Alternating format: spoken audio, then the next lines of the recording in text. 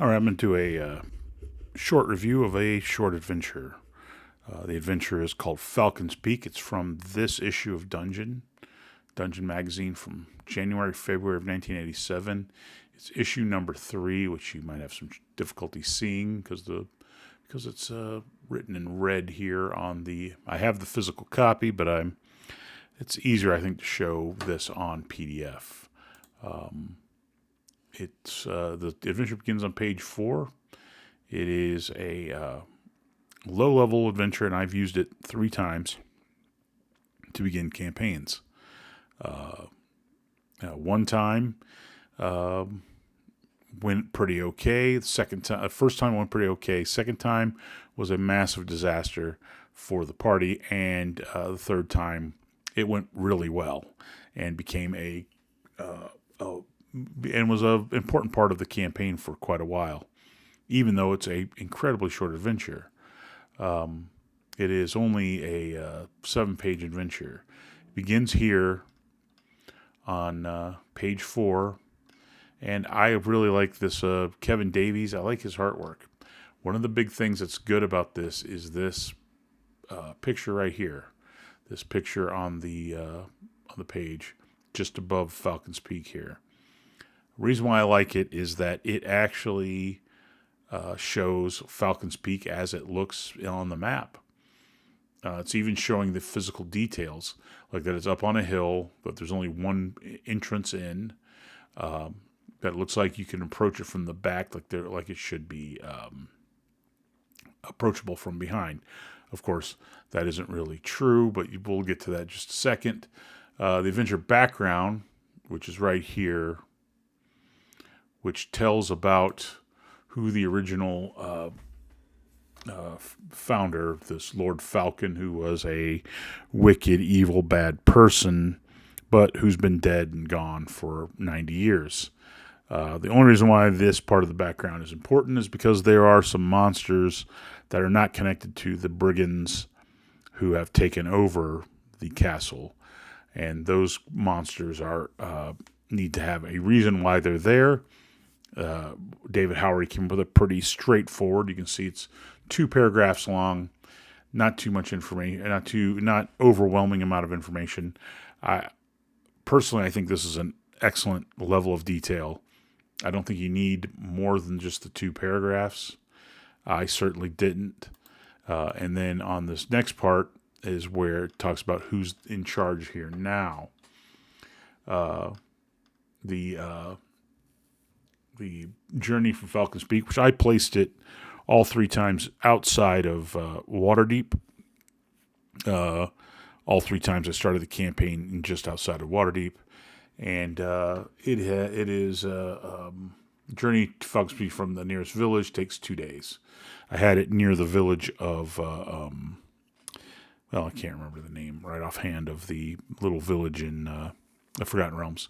But they went to it, and you can see there's a chance that the group of 9 brigands and their leader, I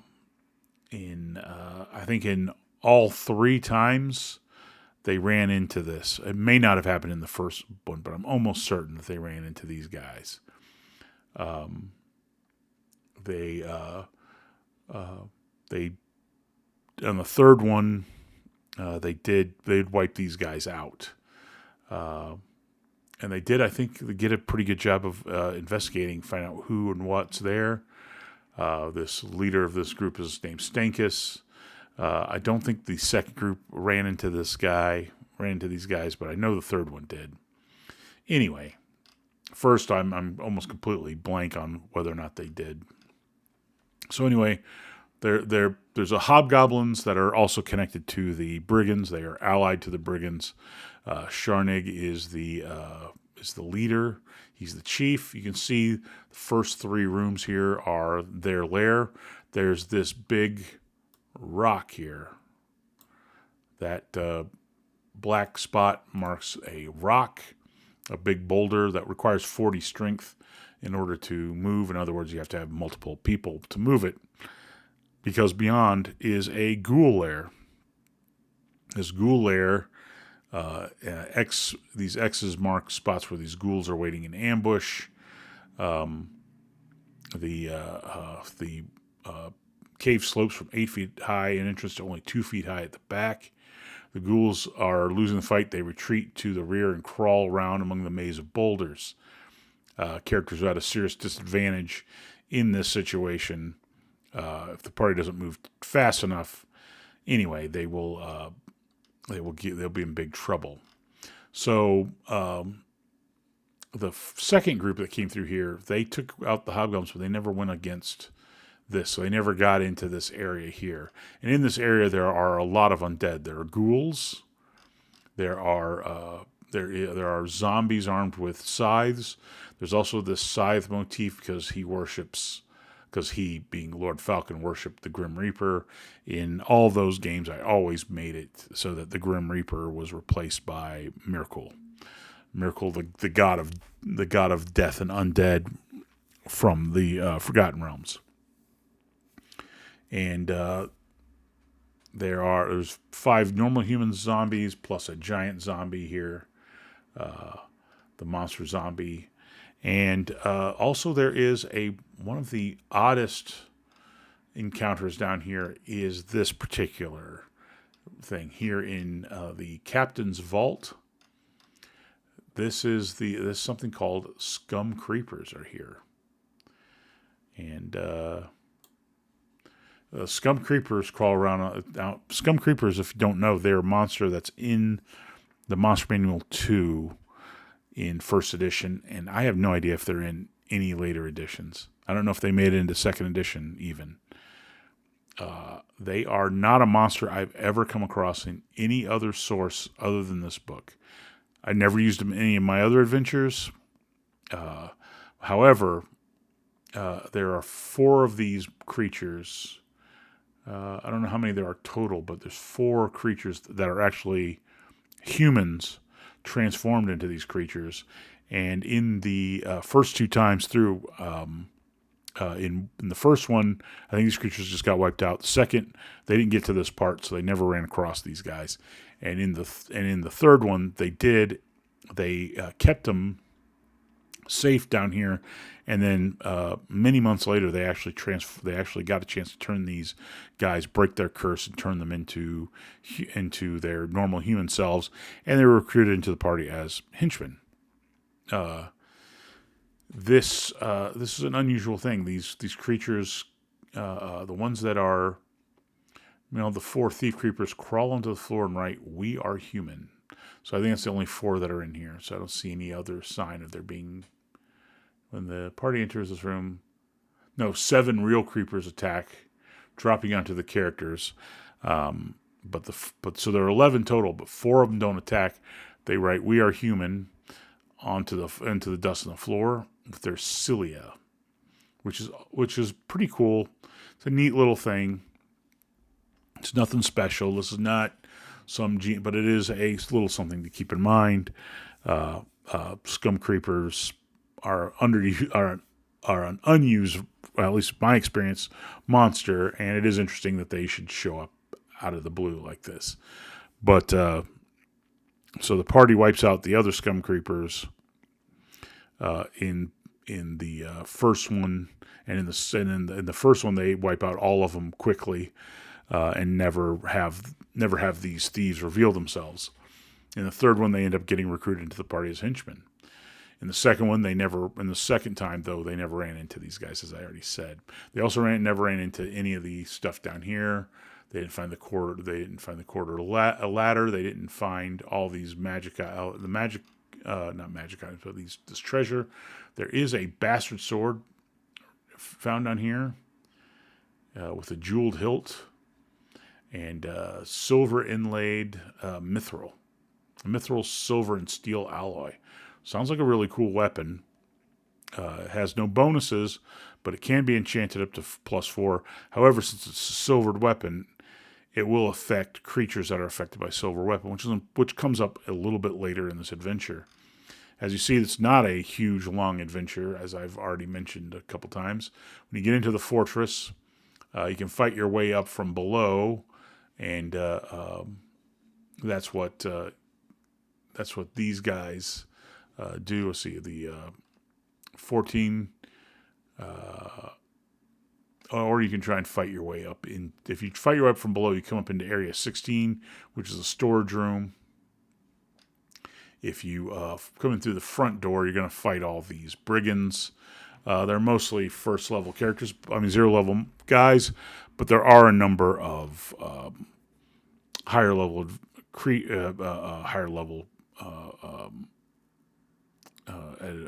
mercenaries, brigands here, including, of course, a magic user named Millard, who is the overall guy in charge. All three groups basically wipe out the brigands and the magic user. In the first group, during that exploration, they find this secret entrance. But in the second one, they did not, and in the third one, they did too, but they found it in an unfortunate way, because within that little, underneath that trapdoor, is a slide that goes down to Area 24, and here's what Area 24 is.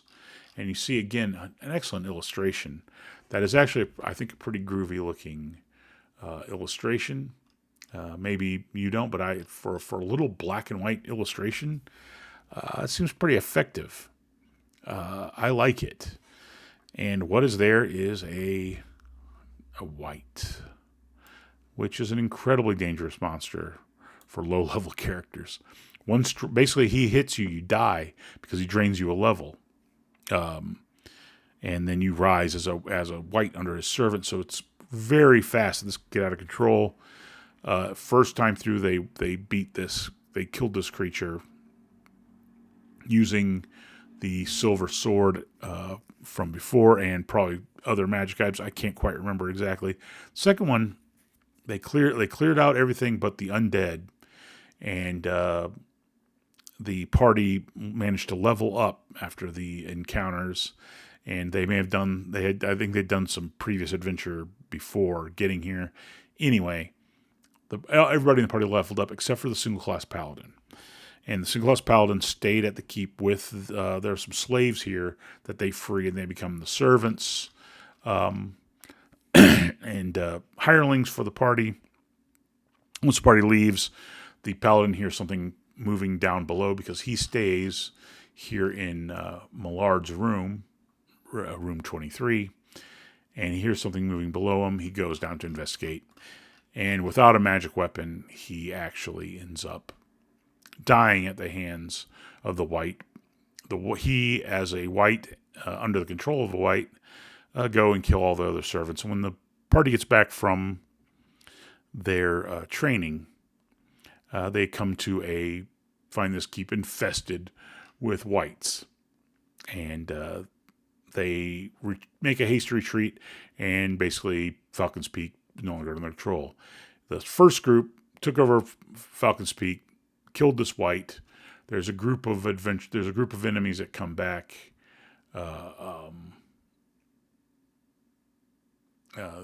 These guys, these 5 hobgoblins can come back. In group 1 and 2 took these guys out, and group 1 and 3, I should say, took these guys out, and anyway, it ended up being a very useful keep for the third group, especially. The third group kept it up until the party got TPK'd, basically. It became less and less important as they got up higher in level, but early on, it was pretty important to them. But what I wanted to say is this is a very good beginning adventure. It is not necessarily it is not a super intriguing adventure. As you can see, it's very simple, very straightforward, very laid out. There's no tricks to running this, but this could become a very valuable piece of property if you, say, use this as a jumping off point for an adventure like, say, B1, what is that, Into the Unknown, where you go to the ruins of Questquetron or whatever. This could be the safe harbor for a party going on to some kind of dungeon like that. There are other dungeons, I'm sure, both that you've thought up or that or bought modules. This could be a safe haven. Not every adventure gives a easy safe haven, especially these old school ones. So this could be the kicking off point for a campaign into a kind of, into something rather like the keep on the borderland. Only this is a keep where the party is 100% in control. And anyway, this is I think it's a pretty good adventure, especially for dungeon. I am not the biggest fan of dungeons adventures as the issues go on. My next review will be a review of what I think is probably what could have been a truly fascinating and interesting adventure, but is probably basically just a death trap called I forgot the name of the adventure all of a sudden. Anyway, I'll probably do some reviews of these other ones. The ones I don't like, the ones I do like. This is one of the few. This is the kind of adventure I do like, in the sense that it is simple, straightforward, easy to run right out of the issue. You only have to read through this once. You can read this right before you can actually read this literally right before you run it. Like it only how long will it take you to read this? 20 minutes, 15 minutes. You can probably read through it twice in an hour, in the hour leading up to the session. If you really are just pushed to the push where you have to have an adventure right away, you could read this while the party is making up their characters, and then just kick things off with this. Kick this off with them being right at the keep and let them figure out what's going on, or start them out with them running into the group of. Just automatically have them run into this group here, have a nice fight right at the beginning of the game, and then off to Falcon's Peak, where they can have their first great home base. This is not like I recommend this as an adventure, but if it is not some groundbreaking adventure, you're not going to be amazed. This is a utility. This is a completely utilitarian piece of work, and I recommend it for that reason. Straightforward, gets the job done. I compare it to a bottle rocket. You don't expect very much from a bottle rocket. You just expect it not to be as long as it's not a dud. It does what it does. You fire it up in the air, makes a little popping sound, gives you a few minutes of joy, and that's what this thing's like. But it can be the source of like I said, of a safety home base for a beginning of a campaign, and therefore, actually, it could be pretty important. I don't give number ratings or star ratings, but I would say, yeah, this is a pretty good adventure. This by itself makes this dungeon worth it, and that's about all I have to say about this. Said how it affected my campaign and how it was used 3 times. I would use it a 4th time if I had a completely new group who didn't know anything about it. And I will say that this is a recommend for me. So anyway, that's it for today. And if you like this content at all, like it. And if you want, please subscribe. I could use these subscribers. Thank you, and have a good day.